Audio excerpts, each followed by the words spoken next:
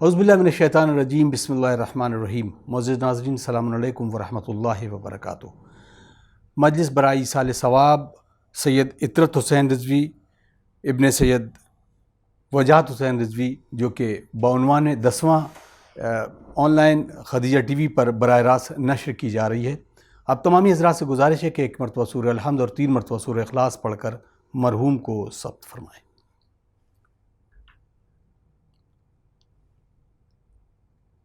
اللہم صلی اللہ علیہ وسلم۔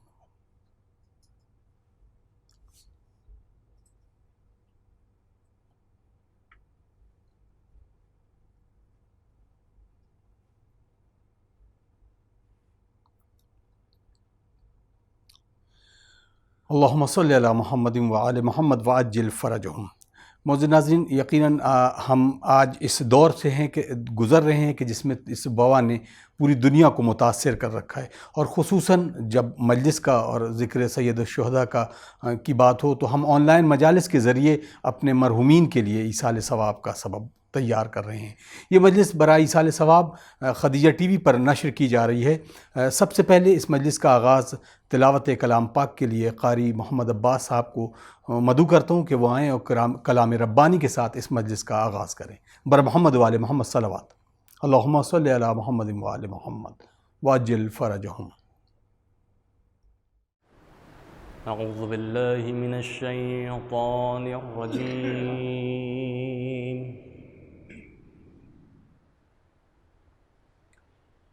بسم اللہ الرحمن الرحیم۔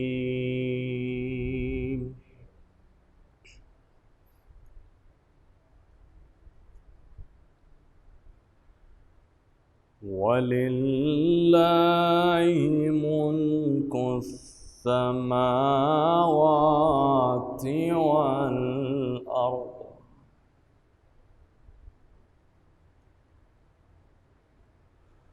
وَاللَّهُ عَلَى كُلِّ شَيْءٍ قَدِيرٌ۔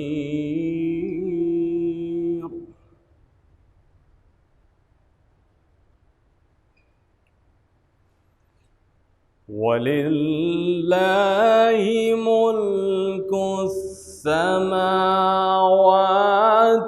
وَالْأَرْضِ وَاللَّهُ عَلَى كُلِّ شَيْءٍ قَدِيرٌ۔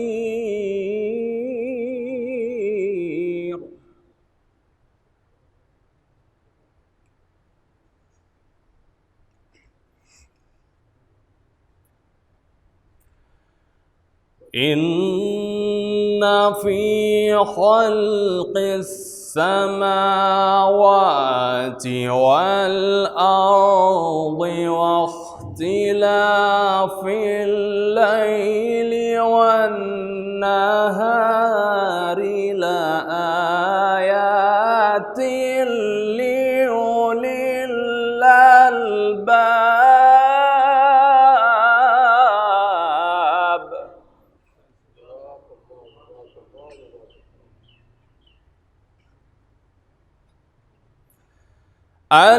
الذين يذكرون الله قياما وقعودا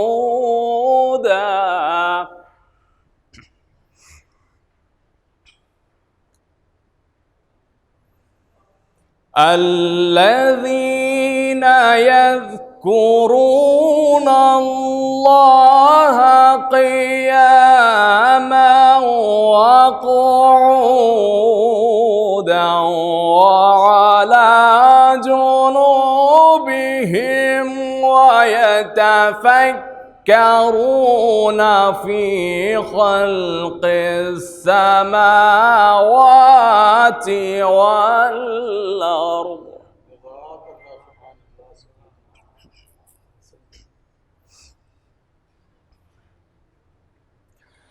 الذين يذكرون الله قياما وقعودا وعلى جنوبهم بهم ويتفكرون في خلق السماوات والأرض ربنا ما خلقت هذا باطلا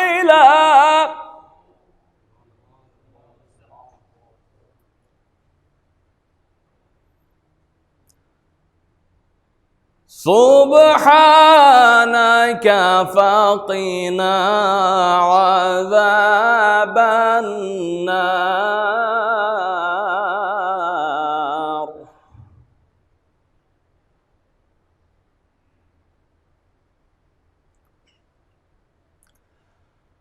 ربنا إنك من تدخل النار فقد أخزيته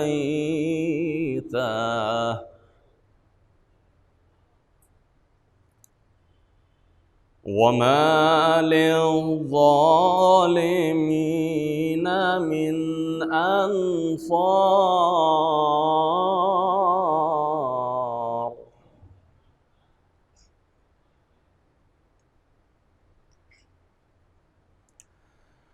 ربنا إننا سمعنا مناديا ينادي للإيمان أن آمنوا بربكم فآمنا.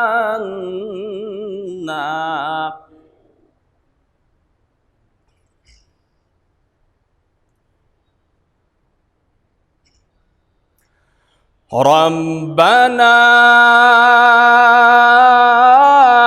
إننا سمعنا مناديا ينادي للإيمان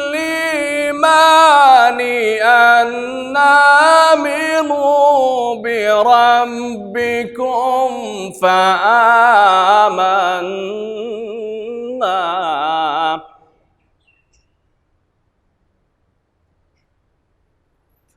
ربنا فاغفر لنا ذنوبنا وكفر عنا سيئاتنا وتوفنا مع الأبرار.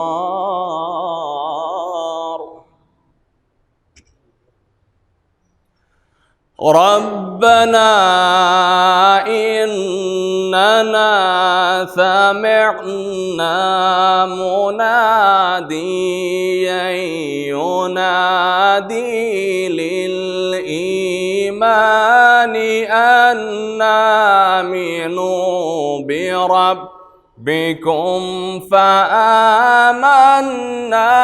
ربنا فاغفر لنا ذنوبنا وكفر عنا سيئاتنا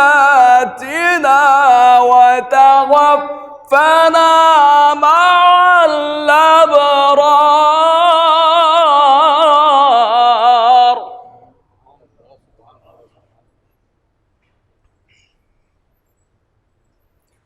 ربنا وآتنا ما وعدتنا على رسلك ولا تخزنا يوم القيامة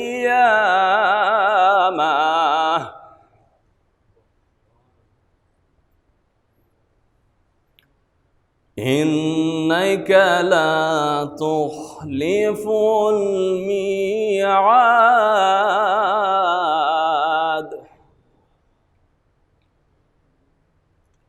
صدق اللہ العلی العظیم وصدق رسول النبی الکریم صلوات اللہ محمد وعلی محمد. جزاک اللہ خیرہ. ناظرین اکرام، آپ نے یہ تلاوت سماعت فرمائی. ہمارا وتیرہ یہ ہے کہ ہم کلام ربانی کے ساتھ یا دیگر ان تمام دعاؤں کے ساتھ اپنی محافل اور مجلس کو شروع کرتے ہیں، جیسے حدیث قصہ یا دعائے کمیل کے ساتھ. اسی طریقے سے اس مجلس کا آغاز اس کلام ربانی سے ہوا، جس کو قاری محمد عباس صاحب جو آپ کے نزدیک یہ تلاوت کر رہے تھے. آئیے بغیر کسی تمہید کے میں شجاع مہندی رضوی صاحب سے گزارش کروں گا کہ وہ آئیں اور اپنے کلام سے نوازیں اور اس مجلس کا باقاعدہ طور پر شروعات کریں. بر محمد وآل محمد صلوات. اللہم صلی علی محمد وآل محمد وعجل فرجہم. نہ بھول کر کے کبھی تم کسی کی بات کرو، نہ بھول کر کے کبھی تم کسی کی بات کرو، علی کا ذکر کرو، بس علی کی بات کرو، نہ بھول کر کے کبھی تم کسی کی بات کرو، کسی کا نفس کسی کا وسیع کسی کا کافی، کسی کا نفس کسی کا وسیع کسی کا کافی، یہ سب صفات ہو جس میں اسی کی بات کرو، نہ بھول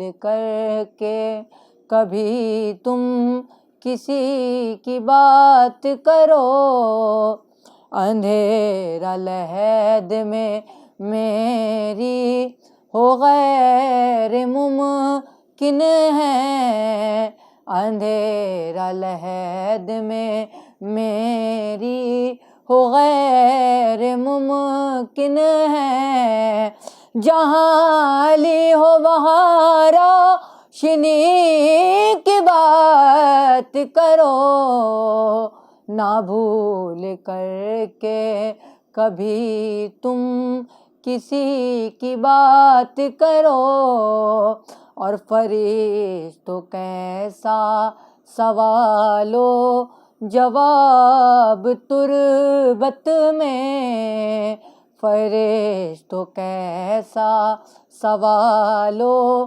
جواب تربت میں، اب آ گئے ہو تو بیٹھو علی کی بات کرو، نہ بھول کر کے کبھی تم کسی کی بات کرو.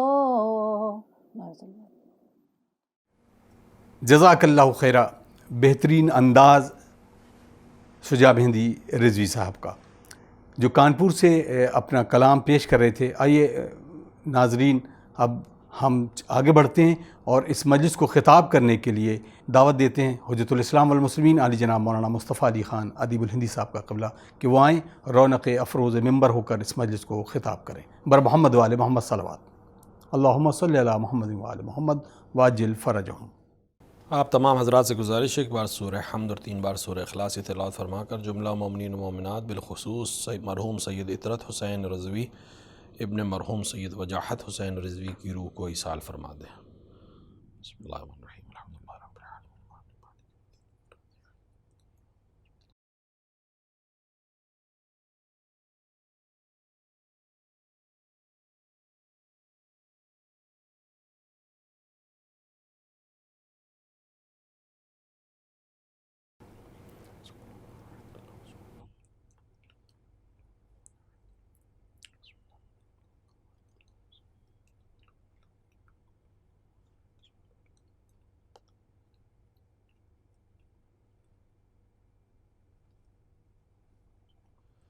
رحم اللہ من قرأ الفاتحہ۔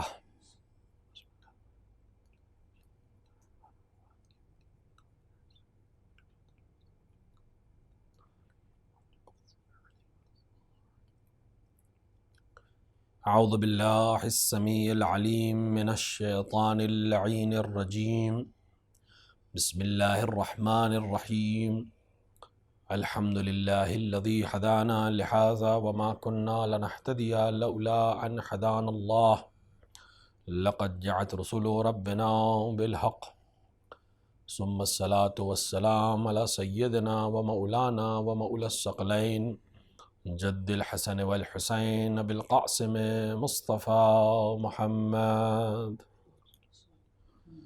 وعلى آلہ الطیبین الطاہرین المعصومین المنتخبین المظلومین، لا سیما ابن عمہ غالب علی کل غالب مولانا علی بن ابی طالب، وعلى صاحب الدعوات النبویۃ والصولۃ الحیدریۃ والعصمۃ الفاطمیۃ والحلم الحسنیۃ والشجاعۃ الحسینیۃ والعبادۃ السجادیۃ والمعاصر الباقریۃ والعاصار الجعفریۃ والعلوم الکعظمیۃ والحجج الرضویۃ والجود التقویۃ والنقاوۃ النقویۃ والحیبۃ العسکریۃ والغیبۃ الالہیۃ صاحب العصر والزمان امام الانس والجان الحجۃ القائم المنتظر المہدی، ولعنۃ اللہ علی اعدائہم اجمعین من یوم ظلمہم الی لقاء یوم الدین وبعد یوم الدین، اما بعد فقد قال اللہ سبحانہ وتبارک وتعالی فی کتابہ المجید وہو اصدق الصادقین وقولہ الحق، بسم اللہ الرحمن الرحیم، الم یجدک یتیما فآوہ، صلوات پر محمد وعلی محمد۔ قرآن مجید سورہ ضحیٰ کی آیت ہے جس میں خداوند عالم اپنے حبیب حضرت محمد مصطفیٰ صلی اللہ علیہ وآلہ کو خطاب کر کے ارشاد فرما رہا ہے کہ اے رسول، کیا ہم نے آپ کو یتیم نہیں پایا اور آپ کو سہارا نہیں دیا؟ یہ آیت ظاہری معنوں میں یا پورا سورہ جس کے سلسلے میں علماء تفسیر نے اس بات کو بیان کیا ہے کہ رسول اکرم پر جب بہت دن تک یا کچھ مہینوں تک وہی نازل ہوئی تو کفار نے آپ کو طعنہ و تشیح دینا شروع کی کہ اب خدا آپ کو بھلا چکا ہے اور یہ معاملہ ختم ہونے والا ہے، تو رسول رنجیدہ ہوئے۔ تب یہ پورا سورہ جبرائیل لے کے نازل ہوئے، جس میں تقریباً یہ بات، اس پورے سورے کا مفہوم یہ ہے کہ جس میں خداوند عالم یہ ارشاد فرما رہا ہے کہ ہم نے کسی بھی حال میں آپ کو تنہا نہیں چھوڑا اور نہ آئندہ چھوڑیں گے۔ اور اس آیت سے پہلے والی آیت میں بھی خدا نے رسول اکرم سے فرمایا کہ ان قریب ہم آپ کو کچھ ایسا عطا کر دیں گے کہ آپ راضی ہو جائیں گے۔ اس سورے میں خداوند عالم نے رسول کو جو خاص چیزیں عطا فرمائیں، در حالہ کہ رسول اکرم کے اوپر ظاہری طور پر بہت سختیاں تھیں، یعنی ابتدائی دور جو آپ کی زندگی کا ہے اس میں بھی سختیاں ہی سختیاں تھیں، کیونکہ بعض روایات کے حساب سے آپ اس دنیا میں جب آئے تو آپ کے والد کا انتقال ہو چکا تھا، بعض نے کہا ہے کہ نہیں، آپ کا انتقال آپ کی ولادت کے 1 یا 2 مہینے بعد ہوا، لیکن بہرحال یتیمی آپ نے بچپن میں ہی دیکھی، اور 6 برس کا سن ظاہراً تھا آپ کا جب آپ کی والدہ آپ کا ساتھ چھوڑ کر چلی گئیں، اور شاید 8 یا 9 برس کا سن تھا جب جناب عبد المطلب جو آپ کے دادا اور جد تھے اور ان کے زیر سایہ آپ پرورش پا رہے تھے، اس دنیا سے چلے گئے، اور اس کے بعد جناب ابو طالب نے آپ کی پرورش فرمائی۔ یہ پورا ایک مسلسل ایک سلسلہ رہا۔ جناب ابو طالب کی پرورش کے بعد رسول اکرم کو کافی آسانیاں ہوئیں، اور یہاں تک کہ آپ ایک رشید جوان ہوئے، اور پھر جناب خدیجہ الکبریٰ سلام اللہ علیہا کی ساتھ آپ کا ازدواج، اور اس کے بعد بہت سے مراحل۔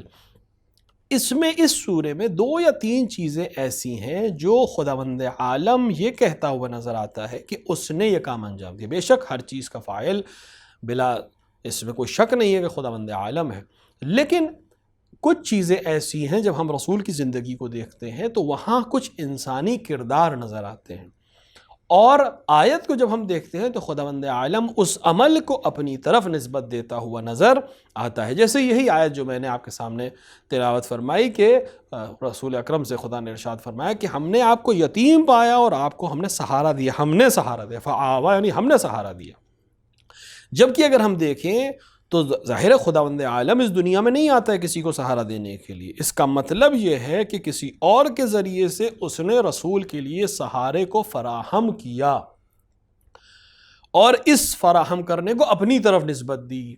اب یہ نسبت چاہے جناب عبد المطلب کی طرف ہو اور چاہے جناب ابو طالب کی طرف ہو، دونوں شخصیات نے جناب رسول اکرم کی یتیمی کے دوران ان کی سرپرستی فرمائی اور ان کا سہارا بنے.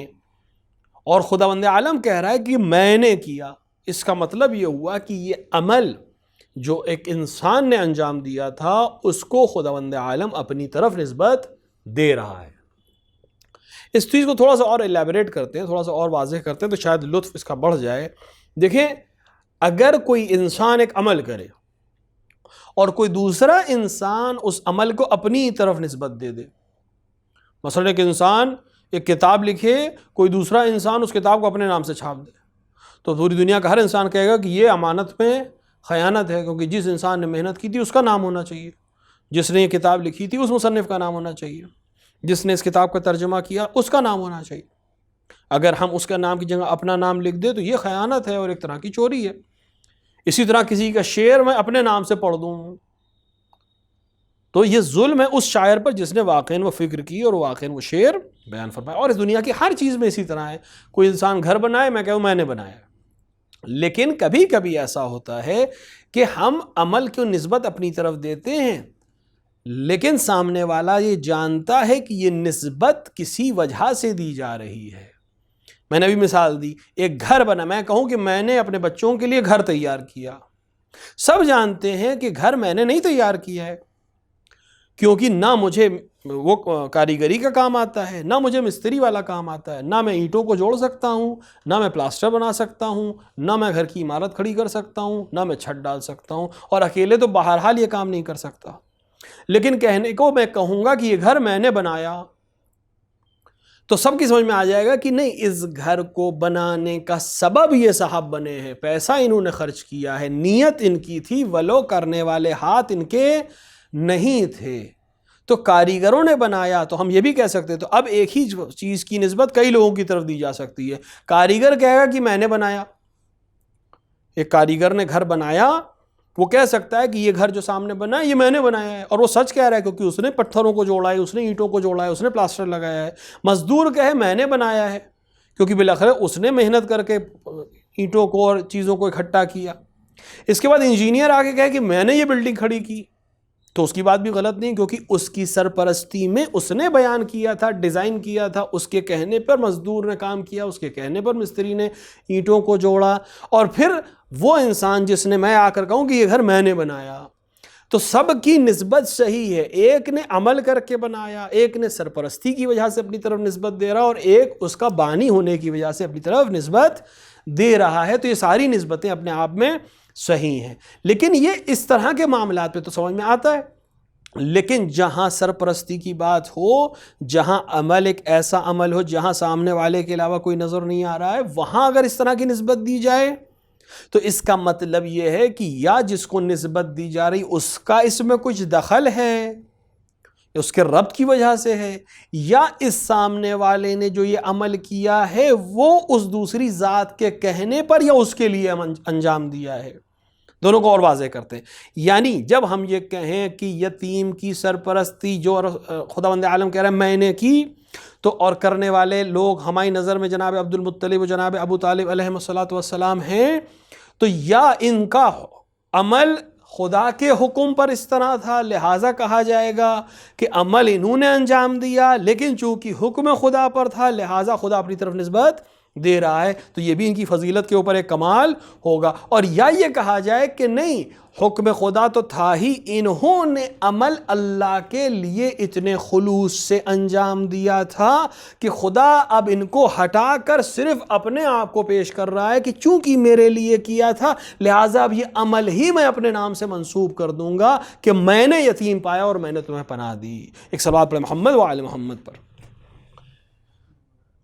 بالکل اسی طرح جیسے کہ قرآن میں ایک دوسرے مقام پر ہے کہ رسول اکرم شب میں ہجرت فرما رہے ہیں، اور جب سامنے سے کفار نظر آئے اور رسول نے کچھ سنگریزے اٹھا کر سنگریزے ان کی طرف پھینکے، اور خداوند عالم کہہ رہا ہے کہ آپ نے سنگریزے نہیں پھینکے بلکہ ہم نے پھینکے۔ اس کا مطلب یہ ہے کہ جب کوئی عمل خالصتاً اللہ کے لیے کیا جائے تو خدا اس کو اس طرح سے قبول کرتا ہے کہ کرنے والے کا نام ہٹا کر اپنی طرف نسبت دے دیتا ہے، جس سے اس کے خلوص کو اور اس کی نیت کو دنیا کے سامنے واضح کیا جا سکے۔ تو یا عبد المطلب کو حکم خدا تھا کہ جو کہ ہم تصور کر سکتے ہیں کیونکہ صالح ترین بندوں میں سے تھے، اور یا اتنے خلوص کے ساتھ یہ عمل انجام دیا گیا جناب عبد المطلب اور اس کے بعد جناب ابو طالب علیہ السلام کہ خداوند عالم کہہ رہا ہے کہ ہم نے یتیم پایا اور ہم نے پناہ دی۔ اور یہی عمل جناب خدیجہ کے لیے بھی آگے کی آیتوں میں ہے کہ جو ہمارا اس وقت موضوع بحث نہیں ہے۔ دیکھیں بشریت کی جو تاریخ ہے، بشریت کی تاریخ کی ابتدا خونی رشتوں کی آپس میں خون بہانے سے ہوتی ہے۔ یعنی اگر آپ بشریت کی تاریخ اٹھائیں، جناب آدم زمین کے اوپر حبوط کر کے آئے، جناب حوا زمین پر تشریف لائیں، اور اس کے بعد نسل آدم جب بڑھی، اور اس کے بعد جناب حابیل و قابیل کا معاملہ سامنے آیا، اور اس کے بعد قربانی کا مسئلہ، اور پھر وہ پورا واقعہ، تو ایک بھائی دوسرے بھائی کو قتل کرتا ہوا نظر آتا ہے۔ تو ابتدائے بشریت میں ہم دو خونی رشتوں کو خون میں غلطاں دیکھ رہے ہیں۔ یہ ایک الگ بحث ہے کہ نسل جناب آدم کس کے ذریعے سے آگے بڑھی، اور بعض علماء نے اس کی طرف اشارہ فرمایا ہے کہ جناب حابیل کے بعد آپ خداوند عالم نے آپ کو ایک اور فرزند عطا فرمایا، اور اس کے ذریعے سے اور دیگر فرزندان بھی عطا فرمائے، جس کے ذریعے سے نسل آدم چلی، اور آج ہم سب بنی آدم اس دنیا میں کروڑوں بلکہ ملینز بلینز کی تعداد میں موجود ہیں، جو سب جناب آدم اور جناب حوا کی اولاد اور انہی کی نسل ہے۔ تو ابتدا میں ہم دیکھ رہے ہیں کہ دو خونی رشتے آپس میں لڑ رہے ہیں، بالکل ابتدائے انسانیت ہے۔ اس کے بعد یہ بشریت جب آگے بڑھتی ہے تو بالاخرے ہم رشتوں میں اس طرح کے اتار چڑھاؤ مسلسل دیکھ رہے ہیں، جہاں ہم ایک نبی کو، ایک چچا کو یہ کہتے ہوئے سن رہے ہیں کہ آپ بت پرستی نہ فرمائیے، آپ بتوں کو تراشیے نہیں۔ تو جہاں ہم اس طرح کے مسائل دیکھ رہے ہوں، جہاں ایک فرزند آ کے اپنے باپ سے کہہ رہا ہو کہ مجھے پہاڑ پناہ دے دے گا، مجھے آپ کی کشتی کی ضرورت نہیں ہے، جہاں ہم خونی رشتوں کو اس طرح سے دیکھ رہے ہوں کہ وہ کسی بھی لحاظ سے کسی بھی قوم کے لیے آئیڈیل نہیں ہو سکتے، چاہے وہ جناب یوسف کے بھائیوں کا قصہ ہو، ٹھیک ہے جناب یوسف نے ان کو بعد میں معاف کر دیا، لیکن بالآخر انہوں نے نبی خدا کے خلاف سازش کی، اپنے سگے بھائی کے خلاف سازش کی، اپنے باپ کو بھی اذیت کی، اپنے بھائی کو بھی اذیت کی، اور ایک پوری داستان جس کے نتیجے میں ایک نبی خدا اتنا گریا کرتا ہے کہ اس کی آنکھ کی روشنی چلی جاتی ہے، دوسرے نبی خدا کو اتنی اذیت ہوتی ہے کہ وہ کہاں کہاں کے منازل کو طے کرتے ہوئے آخر عزیز مصر بنتے ہیں۔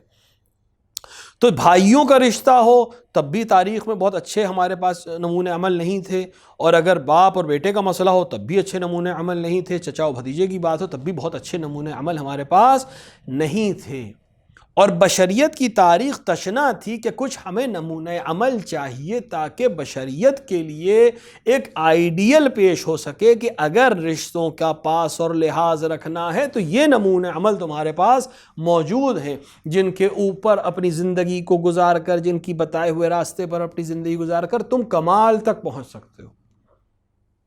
تو یہ سلسلہ اسی خاندان کے لیے منتخب کیا گیا جس نے اپنے آپ کو الگ رکھا تھا تمام چیزوں سے، جس کے ہر فرد نے کمال حاصل کیا تھا۔ اگر ہم جناب ابو طالب کی بات کرتے ہیں اور خدا ان کے عمل کو اپنی طرف نسبت دیتا ہے تو ایک تازی بات نہیں ہے اس خاندان میں، ہمیں تھوڑا سا پیچھے جانا پڑے گا تاکہ اس کردار کا ذکر بھی کر دیا جائے کہ جس کا ذکر کم کیا جاتا ہے، اور یہ معلوم ہو سکے کہ یہ نسل در نسل یہ خوبی اس خاندان میں موجود تھی، اور ہر نسل نے اس طرح سے اس کام کو نبھایا کہ آئندہ کی نسل کے لیے ایک نمونہ عمل ہمیشہ موجود رہے۔ تو ہم بات کو تھوڑا سا اور پیچھے لے جاتے ہیں، ہم اس خاندان کو بنی ہاشم کہتے ہیں۔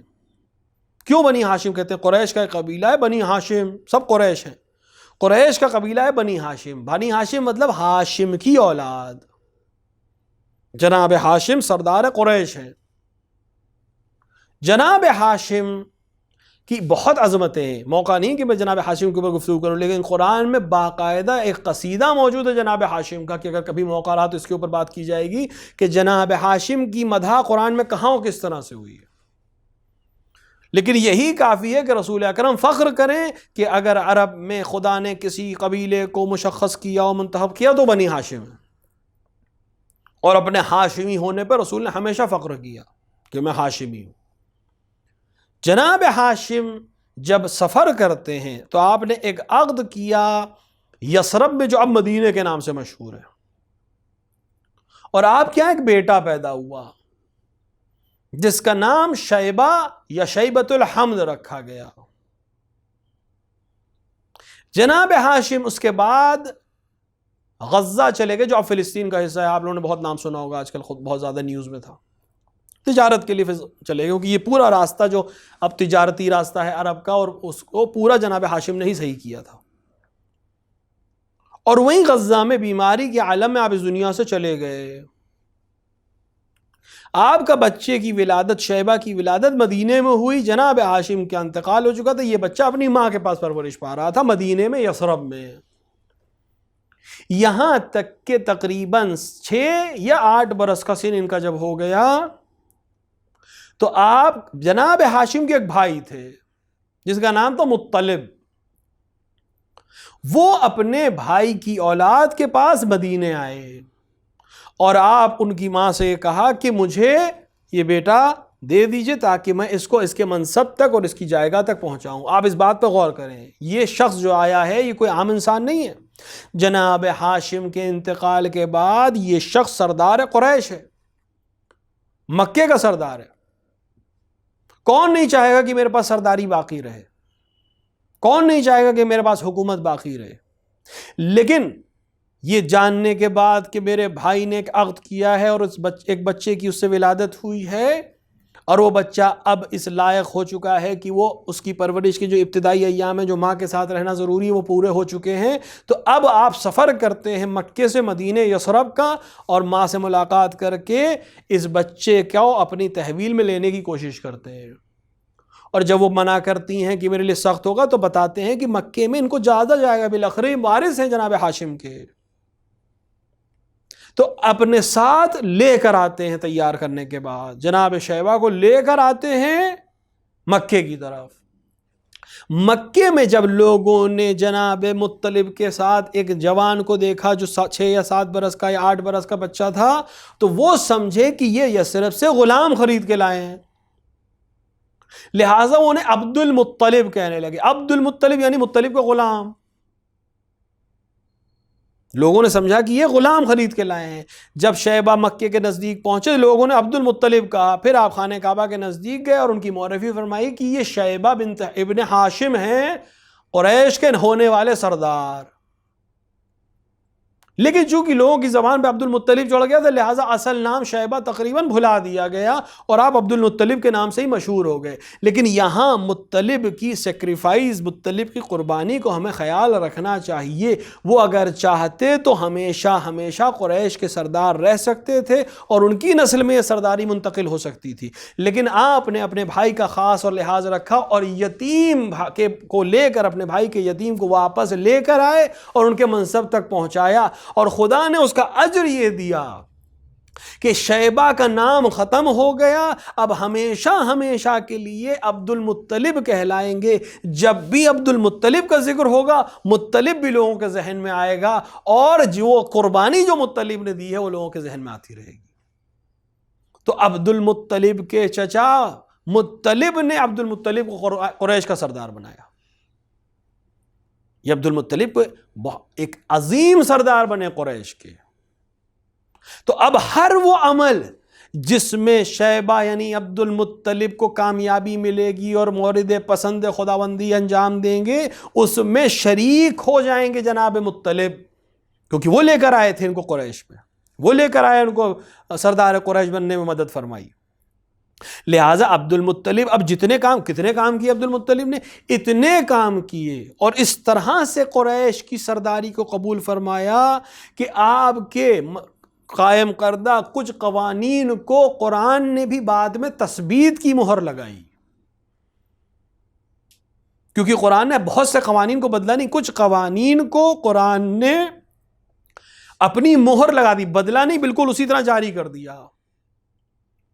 عبد المطلب کے بنائے ہوئے قانونوں کو قرآن نے شریعت بخش دی، رسول اکرم نے اسی قانون کو شریعت اسلام کا جز بنا دیا اور اس کو حکم خداوندی میں تبدیل کر دیا۔ یعنی کتنے خلوص سے عبد المطلب نے وہ عمل انجام دیا تھا، یہ خود عبد المطلب کے موحد ہونے پہ دلیل ہے کہ ان کا عمل اتنا اچھا تھا، یا بہرحال اس کے اوپر خدا کی نظر تھی کہ وہی انجام دیا جو بعد میں خدا نے دین کا جز بنا دیا۔ دونوں میں فرق ہے، دونوں سسٹم میں فرق ہے، اس کو سمجھ لیجئے۔ ایک وہ ہے جو حرام خدا کو حلال کرتا ہے یا حلال خدا کو حرام کرتا ہے، اور دوسرا خاندان وہ ہے کہ جو عمل کرتا ہے خدا اسی کو قانون بنا دیتا ہے۔ جناب عبد المطلب وہ ذات ہیں جنہوں نے برہنہ طواف کعبہ کو بنا فرمایا، ورنہ پہلے کے قریش بہت سے لوگ برہنہ کپڑوں میں بھی طواف کرتے تھے۔ جناب عبد المطلب نے قانون بنایا کہ کوئی برہنہ طواف نہیں کرے گا۔ جناب عبد المطلب نے قانون بنایا کہ اس سے پہلے طواف کے راؤنڈ طے نہیں تھے، کتنے چکر کا ایک طواف ہوگا، جس کا جتنا جی چاہتا تھا کرتا تھا، لیکن آپ نے 7 شوط کا ایک طواف مقرر فرمایا کہ 7 چکر جب خانہ کعبہ کے لگائے جائیں گے تو ایک طواف مانا جائے گا۔ آج بھی اسلام نے اسی چیز کو قانون بنایا کہ اب جب آپ کو طواف کا حکم ہوگا تو 7 شوط یعنی 7 چکر آپ کو لگانے ہوں گے۔ جناب عبد المطلب نے قانون بنایا کہ کوئی بھی اپنی بیٹی کو قتل نہیں کرے گا۔ یہ الگ بات ہے لوگوں نے قانون کو مانا، کچھ نے نہیں مانا، لیکن قانون آپ نے بنایا کہ کوئی اپنی بیٹی کو قتل نہیں کرے گا۔ جناب عبد المطلب نے قانون بنایا کہ کوئی محارم سے نکاح نہیں کرے گا، ورنہ قریش میں محارم سے نکاح بھی جائز تھا، وہ اپنی محرم رشتہ داروں سے بھی نکاح کر لیتے تھے۔ جناب عبد المطلب نے قانون بنایا کہ یہ چیز مجھے پسند نہیں ہے، لہٰذا قریش میں قانون بنایا گیا کہ کوئی محارم سے نکاح نہیں کرے گا۔ جو قانون جناب عبد المطلب نے بنایا وہی پورا سورہ نساء میں آ کر خداوند عالم نے قانون اور شریعت کے طور پر رسول کے ذریعے سے نازل فرمایا۔ عظمت حاصل ہے جناب عبد المطلب کو۔ عبد المطلب نے حفر کیا چاہے زمزم کو، اس سے پہلے زمزم کا کنواں پٹ گیا تھا، مکے میں پانی ختم ہو گیا تھا، آپ نے آ کر اس چاہے زمزم کو دوبارہ کھودا اور اس کو نشر کیا، جو ایک تفصیلی داستان ہے۔ لہٰذا بہت سی چیزیں ایسی ہیں جو عبد المطلب نے قانون بنایا اور خداوند عالم نے اس کی خلوص کو پسند کرتے ہوئے اسی قانون کو جزو اسلام قرار دیا اور شریعت بخشی، اور اس عبد المطلب کو یہ مقام عطا ہوا مطلب کی وجہ سے جو چچا ہے۔ تو ایک نمونہ تاریخ میں مل گیا کہ ایک نمونہ ایسا بھی ہے کہ اس طرح سے عمل کیا جا سکتا ہے اور اس طرح سے یتیم نوازی کی جا سکتی ہے تاکہ دوسروں کو سبق ملے کہ کس طرح سے یتیموں کے ساتھ سرپرستی کرنی چاہیے، کس طرح سے ان کا حق ادا کرنا چاہیے۔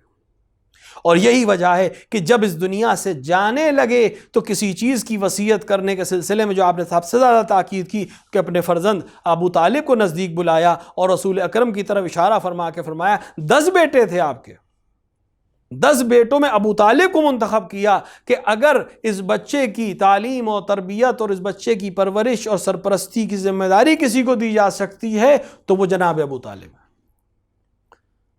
اور یتیم عبداللہ کو سرپرستی میں جناب ابو طالب کے دیا کہ 2 عمل کریں کہ میں سرپرستی کی ذمہ داری بھی دے دوں اور محمد کے سلسلے میں وصیت کرنے والوں میں بن جاؤں تاکہ تاریخ مجھے محمد کا چاہنے والوں میں محشور کرے۔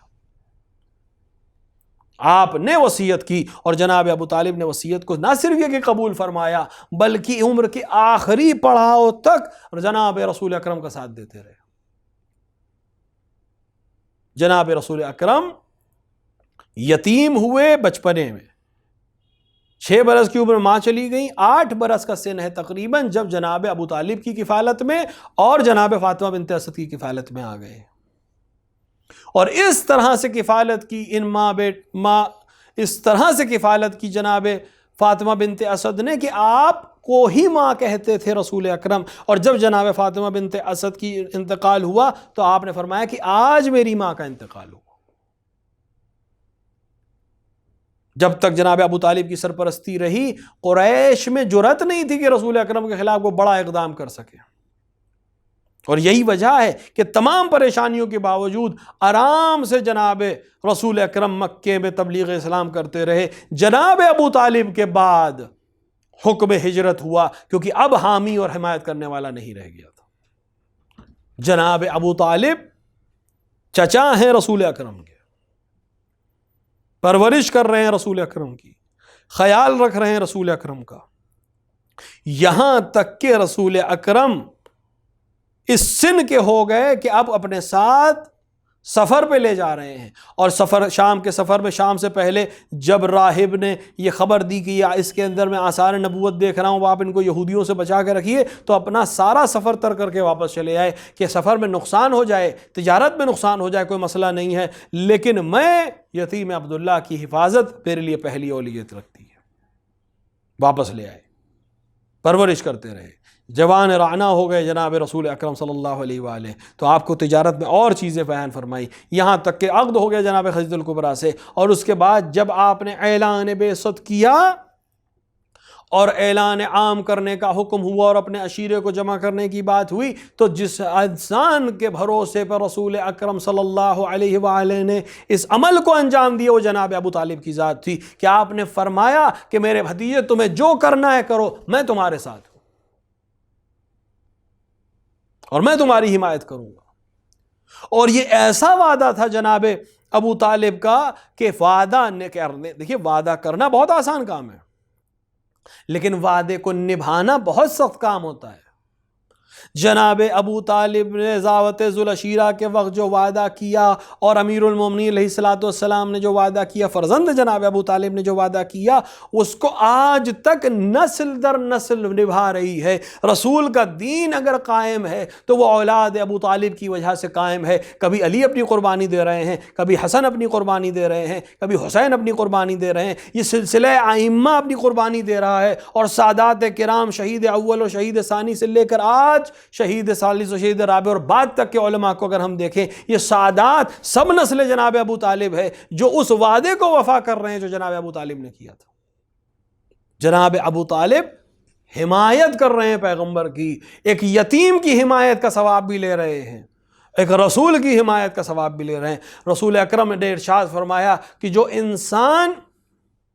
جو انسان یتیم کی سرپرستی کرے وہ جنت میں میرے ساتھ ایسے ہوگا جیسے یہ 2 انگلیاں ساتھ میں ہوتی ہیں۔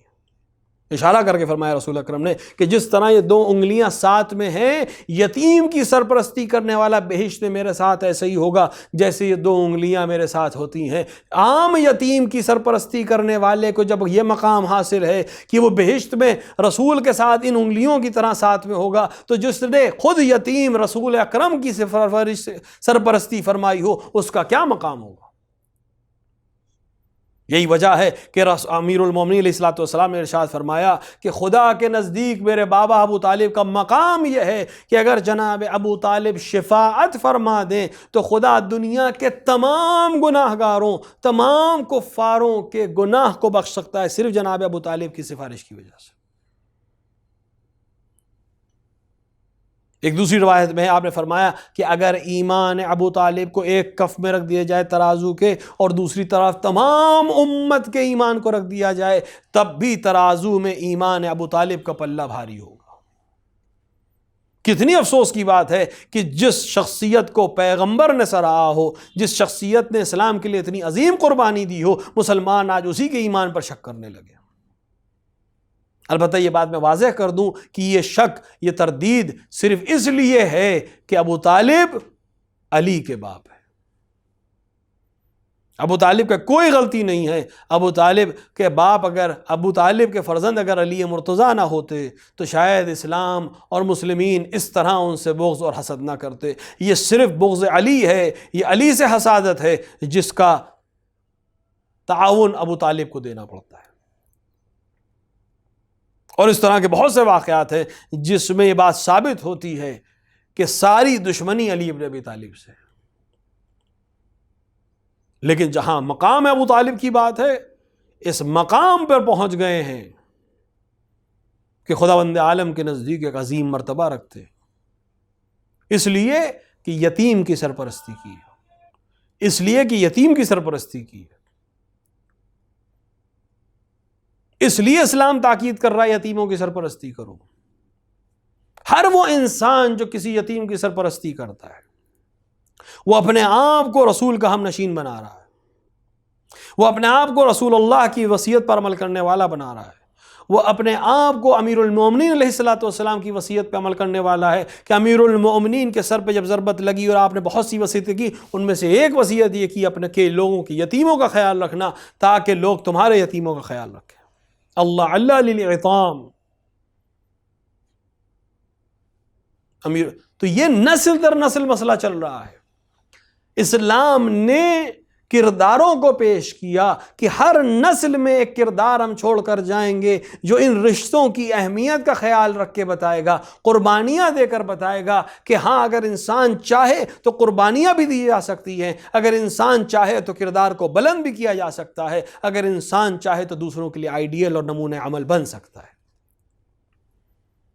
یہ صرف تھیوری کی بات نہیں ہے کہ کتابوں میں لکھ دیا گیا اور اچھی اچھی باتیں ہیں لیکن عملی میدان میں نہیں ہو سکتی۔ نہیں، ہم جیسے سست انسانوں کے لیے عملی نمونے پیش کیے گئے کہ ایسے نمونے عمل موجود ہیں تاکہ تم یہ نہ کہہ سکو کہ یہ ممکن نہیں ہے۔ جناب ابو طالب ہوں یا اس کے بعد امیر المومنین، کس طرح امیر المومنین علیہ الصلاۃ والسلام نے یتیموں کی سرپرستی کی ہے، چاہے وہ ان کے بھائی جعفر کے یتیم ہوں، چاہے عقیل کے یتیم ہوں، چاہے عام یتیم ہوں، کسی کی بھی سلسلے میں جناب امیر المومنین علیہ الصلاۃ والسلام نے کوتاہی نہیں فرمائی ہے۔ ہر ایک کے سلسلے میں امیر المومنین نے عمل اس طرح سے انجام دیا ہے کہ کسی کو احساس یتیمی نہ ہونے پائے۔ روایت کہتی ہے امیر المومنین اپنی ظاہری حکومت کے زمانے میں تھے، کوفے کی گلیوں سے گزر رہے تھے، دیکھا ایک خاتون ہے جو بہت مشقت کے ساتھ کوئی سامان لے کے جا رہی ہے، اس سے کہا لاؤ میں تمہاری مدد کر دوں، اور اس کی مدد کی۔ حاکم اسلامی ہے، 45 سے زیادہ ملکوں پر آپ کی حکومت ہے، لیکن کوفے کی گلی اور کوچوں میں دیکھ رہے ہیں کہ کسی کو اگر میری مدد کی ضرورت ہے تو میں اس کی مدد کروں۔ اس خاتون کو دیکھا، اس کی مدد کی، اس کے دروازے تک گئے، کہا تم اکیلے اس طرح سے کیوں کام کر رہی ہو، تو وہاں مرد کہاں ہے؟ کہا وہ جنگ میں شہید کر دیا گیا۔ حال گھر کو دیکھ لیا، سمجھ لیا۔ اس خاتون نے یہ کہا کہ علی نے میرے ساتھ انصاف نہیں کیا، نہیں پہچانتی تھی، کہا علی نے میرے ساتھ انصاف نہیں کیا، میری کوئی خبر نہیں لی۔ امیر المومنین نے کچھ نہیں کہا، بیت الشرف تشریف لے کر آئے، کچھ کھانے کا انتظام کیا، کچھ آٹے کا انتظام کیا، کچھ کھجور کا انتظام کیا، اور اس کے بعد اس کے دروازے پہ لے کر پہنچے۔ دروازے کو دق الباب کیا، لوگ خاتون نے اندر سے پوچھا کون ہے؟ کہا وہی شخص جس نے کل تمہاری مدد کی تھی سامان لانے میں، وہی دوبارہ آیا ہے، کچھ سامان لے کر آیا ہوں۔ اس سامان کو عورت اس سامان کو دیکھ کر خوش ہو گئی، کھانے کا سامان دیکھ کر خوش ہو گئی، یتیموں کو کچھ سہارا مل گیا، اس کے بچے تھے۔ امیر المومنین نے فرمایا کہ تم کھانا تیار کرو گی یا بچوں کو سنبھالو گی؟ اس نے کہا کھانا تیار کرنا میرے لیے آسان کام ہے، میں اس فن میں ماہر ہوں، تم اگر وقت دینا چاہتے ہو تو میرے ساتھ تھوڑی دیر میرے بچوں کے ساتھ ان کے لیے اس طرح سے ان کی پرورش کا یا ان کی تربیت کا یا کچھ وقت ان کے ساتھ گزار لو کہ میں ان کے لیے کھانا تیار کر سکوں، یہی مدد ہو جائے گی میری۔ امیر المومنین، حکومت ان کے ہاتھ میں ہے، بچوں کے ساتھ کھیلنے لگے، یتیموں کے سر پہ ہاتھ پھیرنے لگے۔ اس کے بعد جتنی دیر میں اس نے کھانا تیار کیا، ایک ایک لقمہ منہ میں رکھتے تھے یتیم کے اور کہتے تھے کہ دعا کرو کہ خدا علی کو حق میں رحم کرے۔ علی، امیر المومنین علی، اللہ کے ولی، جن کے کہنے پر حق اور باطل کی تمیز ہے، جو خود معیار حق اور باطل ہیں، جو قسیم النہر والجنہ ہیں، لیکن اس طرح سے یتیموں کی سرپرستی فرما رہے ہیں کہ لوگ یہ دیکھ سکیں اور سمجھ سکیں کہ اس طرح عمل کرنا چاہیے۔ اسی اثنا میں بغل یا پڑوس سے کوئی خاتون آئی جو علی کو پہچانتی تھی، علی کو اس حال میں دیکھا، لوگوں سے اس خاتون سے پوچھا کہ تم ایک خلیفۃ المسلمین کے ساتھ کیا کر رہی ہو؟ یہ امیر المومنین علی ہیں۔ اب وہ خاتون شرمندہ ہو گئی کہ یا علی، آپ نے ایسا کیا، میں کل سے علی کے سلسلے میں اس طرح سے بیان دے رہی ہوں، آپ نے ایک بھی بلند نہ کی، ایک بار بھی کچھ نہیں کہا، مجھے معاف فرمائیے۔ امیر المومنین نے کہا نہیں، تمہیں معافی مانگنے کی ضرورت نہیں ہے، میرے تمہاری طرف آنے میں تھوڑی سی دیر اس لیے ہو گئی کہ دوسرے امور نے مجھے روک رکھا تھا، لیکن علی اس بات کے لیے تیار نہیں ہے کہ اس کی حکومت میں یتیموں کے لیے کوئی سرپرست نہ موجود ہو۔ علی چاہتے تو کسی کو حکم بھی کر سکتے تھے، لیکن علی نے خود عمل کر کے بتایا کہ جہاں تک امکان میں ہو خود یتیموں کی سرپرستی کرو۔ روایت کہتی ہے کہ جس نے ایک یتیم کے سر پر ہاتھ پھیرا، جو جتنے بالوں سے اس کا ہاتھ مس ہوا ہے، ہر بال کے عوض میں خدا حسنات عطا فرمائے گا۔ جن مرحوم کے ایصال ثواب کی یہ مجلس رکھی گئی، مجھے یہ خبر دی گئی ہے کہ انہوں نے بھی یتیموں کی سرپرستی فرمائی ہے اور ان بچوں کی تعلیم و تربیت کے لیے کوشش کی ہے اور ان کو مقام تک پہنچایا ہے۔ یہ ان کی قربانی ہے جو یقیناً خدا کے نزدیک عزیز ہے، اور یقیناً رسول اکرم کی یہ حدیث شامل حال ہوگی کہ جس نے بھی یتیموں کی سرپرستی کی وہ جنت میں میرے ساتھ اس 2 انگلیوں کی طرح میرے ساتھ ہوگا، اور یقیناً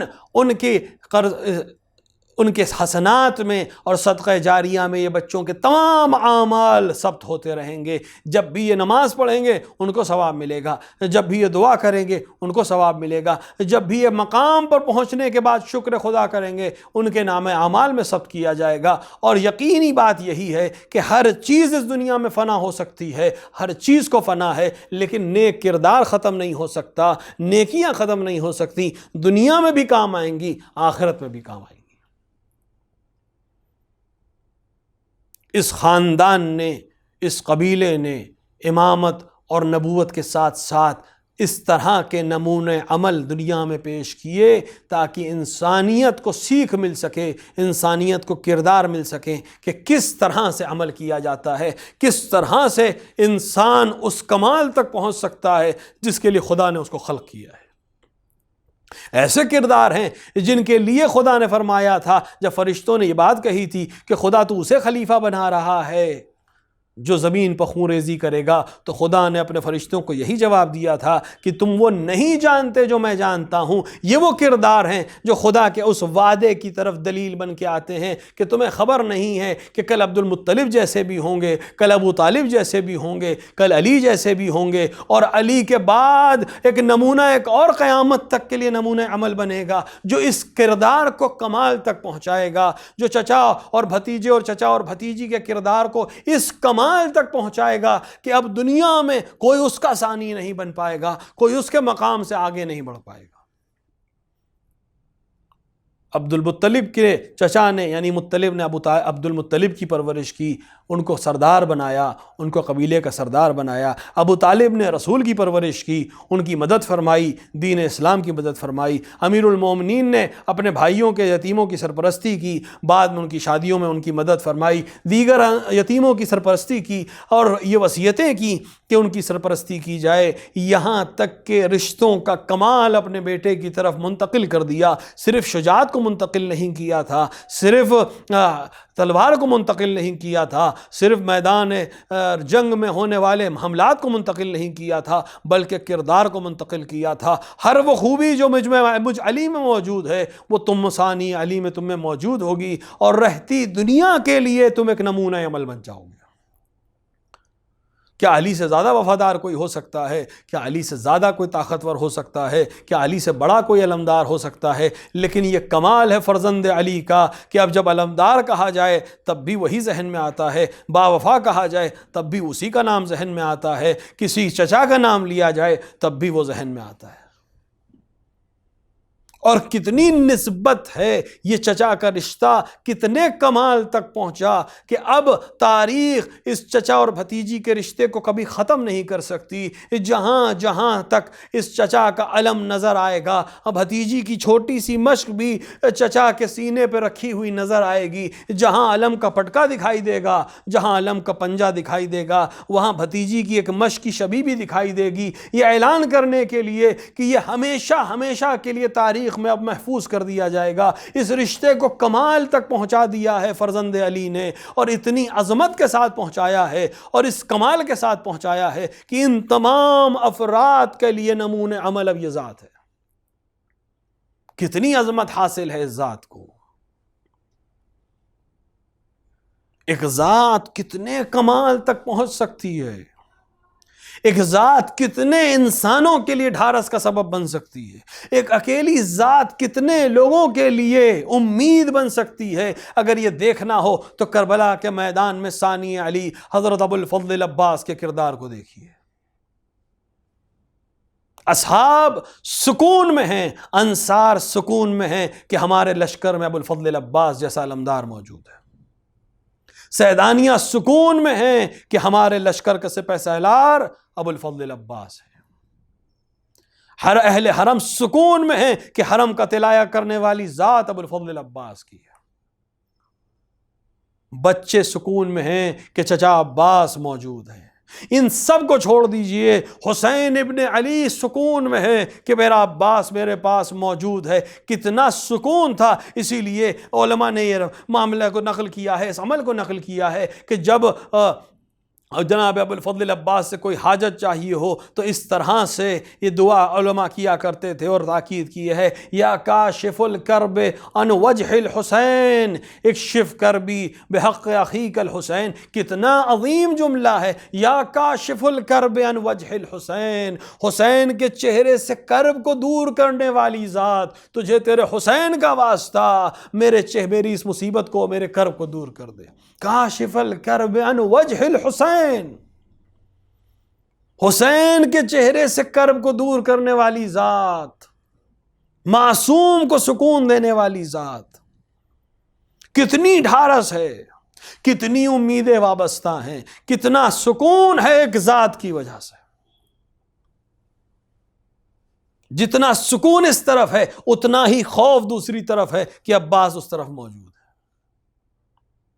زینب کو سکون ہے، ام کلثوم کو سکون ہے، رباب کو سکون ہے، لیلا کو سکون ہے، تمام اہل حرم کو سکون ہے کہ عباس موجود ہے۔ اور ایک بھتیجی ہے جو فدا ہے اپنے چچا پر، اور ایک چچا ہے جو فدا ہے اپنی بھتیجی پر، اور اس طرح سے محبت آمیختہ ہے کہ رہتی دنیا ان کی محبت کا کوئی جوڑ نہیں لا سکتی، ان کی محبت کا کوئی مقابلہ نہیں کر سکتا۔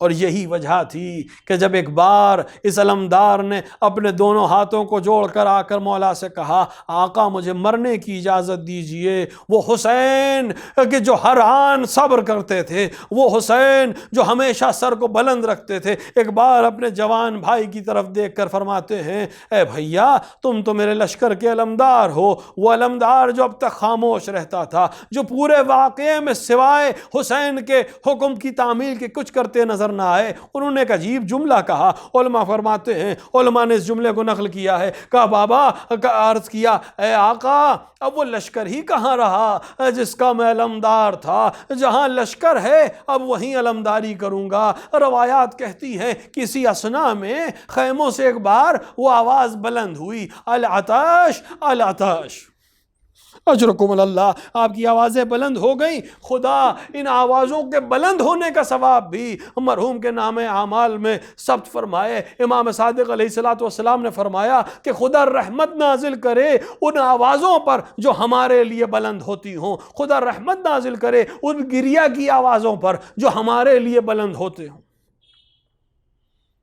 دعائے امام کے شامل حال ہیں وہ آوازیں جو آقا حسین کے مظلومیت پہ گریے میں بلند ہو جائیں۔ ہاں العطش کی آواز ایک بار خیمے سے برآمد ہوئی، حسین نے ایک بار بھائی کی طرف دیکھا، علمدار کے ذہن میں کچھ نہ آیا، علمدار نے کہا تو کچھ نہیں لیکن دل یہ کہتا ہے، ایک بار عباس نے سوچا ہوگا یہ بچوں کی العطش کی آواز، جس لشکر کا سپہ سالار میں ہوں، جس حرم کی ذمہ داری میرے اوپر ہے، جن بچوں کی کفالت میرے اوپر ہے، میری کفالت میں یہ بچے اس طرح پیاسے کہ العطش العطش کی صدائیں بلند کر رہے ہیں۔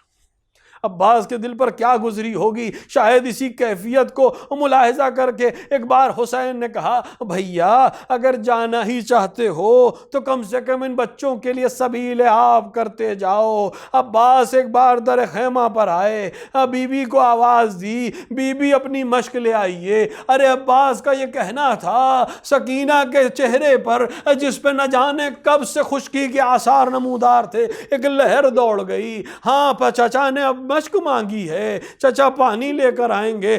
دوڑ کر گئی، ننھی سی مشک لا کر چچا کو دے دی۔ عباس نے مشک کو اپنے نیزے کے آگے آویزان کیا، بعض میں یہ ہے کہ علم میں آویزان کیا، بہرحال اعلان کیا لشکر سے کہ میں پانی لینے کے لیے آ رہا ہوں۔ اور لشکر نے جرت نہیں کی کہ عباس کا راستہ روک سکے۔ 3000 کمادار صرف لشکر نہر کی حفاظت کے لیے تھے، لیکن اب کسی میں یہ جرت نہیں تھی کہ عباس کو روک سکیں۔ عباس نہر میں داخل ہوئے، سوکھی ہوئی مشک کو ایک بار پانی سے نزدیک کیا۔ ہاں روایت کہتی ہے کہ گھوڑے نے ایک بار پانی کی طرف دیکھا، اپنے منہ کو پھیر لیا۔ اللہ اللہ، لشکر حسین کے گھوڑے بھی اس تمیز کو جانتے ہیں کہ جب حسین پیاسے ہیں تو ہمیں بھی پانی سے سیراب نہیں ہونا ہے۔ عباس نے ایک بار چلو میں پانی کو لیا۔ لوگ کہتے ہیں، یہ جملہ لکھتے ہیں عربی زبان میں، ثم ذکرات الحسین۔ والد ماجد کہا کرتے تھے کہ اس کو ذکرہ نہیں پڑھنا چاہیے، اس کو ذکرہ پڑھنا چاہیے۔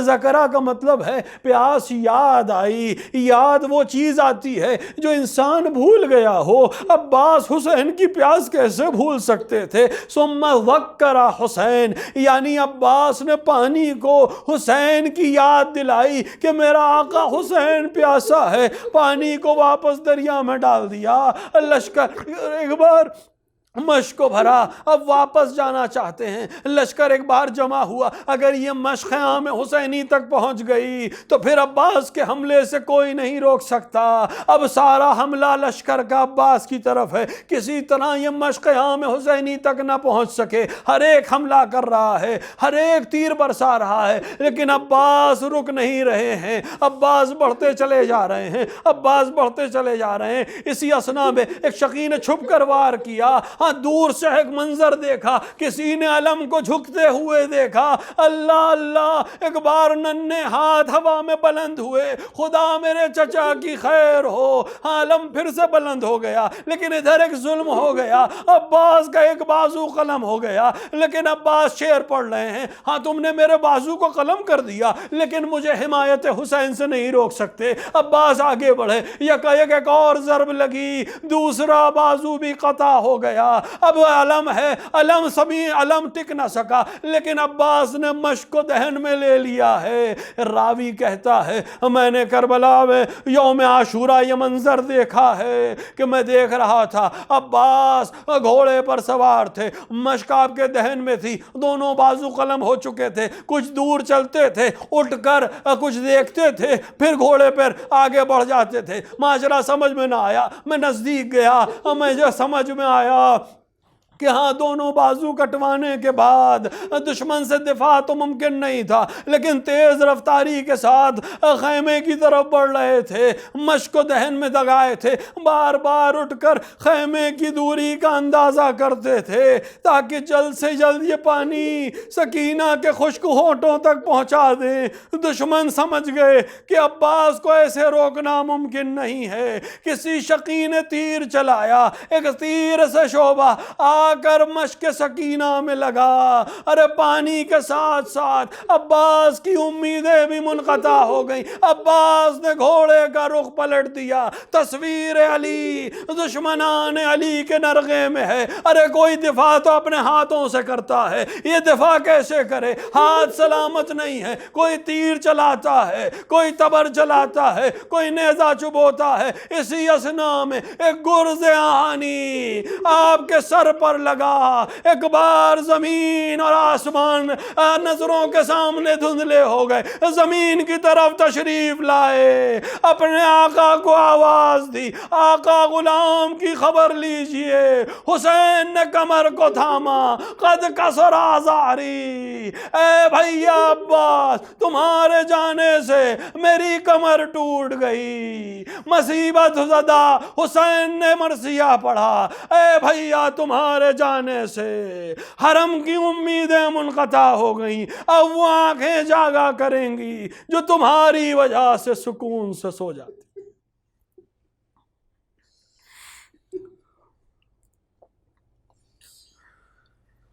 وَسَيَعْلَمُ الَّذِينَ ظَلَمُوا أَيَّ مُنْقَلِبٍ يَنْقَلِبُونَ إِنَّا لِلَّهِ وَإِنَّا إِلَيْهِ راجعون رضا بقضائه وتسلیما لعمره۔ خدایا ہمارے اس مختصر عمل کو قبول فرما، ہمارے درمیان جو حاجت مند ان کی حاجتوں کو پورا فرما، جو بیماروں نے شفا کاملہ و عاجلہ عطا فرما۔ خدایا تجھے واسطہ محمد و آل محمد کو دنیا میں جہاں جہاں شان حیدر قرار ان کی جان و مال و عزت و آبرو کی حفاظت فرما۔ خدایا بلا جو دنیا میں آئی ہوئی ہے اس کو جلد سے جلد نیست و نابود فرما، مومنین و مومنات کی اس بلا سے اور تمام امراض سے حفاظت فرما۔ خدایا علماء اعلام راج کرام کا سایہ ہمارے سروں پر محفوظ رکھ۔ خدایا اتباعت عالیات خصوصاً عراق اور شام کی حفاظت فرما۔ خدایا اس زندگی میں ان کے قبور کی زیارت اور آخرت میں ان کی شفاعت سے بہرمند فرما۔ خدایا تجھے واسطہ عظمت حسین ابن علی کا، تجھے واسطہ باب الحوائج ابو الفضل العباس علیہ السلام کا، منتقم خون کربلا کے ظہور میں تعجیل فرما۔ ان در ظہور اپنے امام کو پہچاننے ان کی نصرت کرنے کی توفیق عطا فرما۔ ربنا تقبل منا انک انت السمیع الدعاء۔ آپ حضرات ایک بار سورہ حم اور 3 بار سورہ اخلاص کی تلاوت فرما کر جملہ مومنین و مومنات بالخصوص مرحوم سید اطرت حسین رضوی ابن مرحوم سید وجاہت حسین رضوی کی روح کو ایصال فرما دیں۔ رو رہی ہے سوچ کر، رو رہی ہے سوچ کر مل بنی یہ آج بھی، اصغر بے شیر جیسی قبر ہے عباس کی، اصغر بے شیر جیسی قبر ہے عباس کی۔ کیا قد و قامت تھی اس کی یہ اسے معلوم تھا، ایک گٹھری میں سمٹ کر کیسے قاسم آ گیا۔ فروا جانتی ہے، فروا جانتی ہے کیا ہے میری بے کسی، اصغر بے شیر جیسی قبر ہے عباس کی، اصغر بے شیر جیسی قبر ہے عباس کی۔ کون لڑ سکتا تھا اس سے، کس میں تھا اتنا جگر، سنتی ہوں 9 لاکھ نے مارا ہے اس کو گھیر کر۔ ہائے میرے شیر کی، ہائے میرے شیر کی یہ کیسی حالت ہو گئی، اصغر بے شیر جیسی قبر ہے عباس کی۔ باپ کے بدلے مسلمانوں نے بیٹے سے لیے، سر جدا ہے تن جدا بازو جدا ہے شیر کے، آپ کی تصویر ٹکڑے، آپ کی تصویر ٹکڑے ہو گئی ہے عالی، اصغر بے شیر جیسی قبر ہے عباس کی۔ مرتے وقت اس نے نبھایا اس نے جو وعدہ کیا، اپنے بیٹے کی وفا پر فخر ہے مجھ کو بڑا، اب نہیں اصغر کی ماں سے، اب نہیں اصغر کی ماں سے کچھ مجھے شرمندگی، اصغر بے شیر جیسی قبر ہے عباس کی۔ رو رہی ہے سوچ کر بنی یہ آج بھی، اصغر بے شیر جیسی قبر ہے عباس کی۔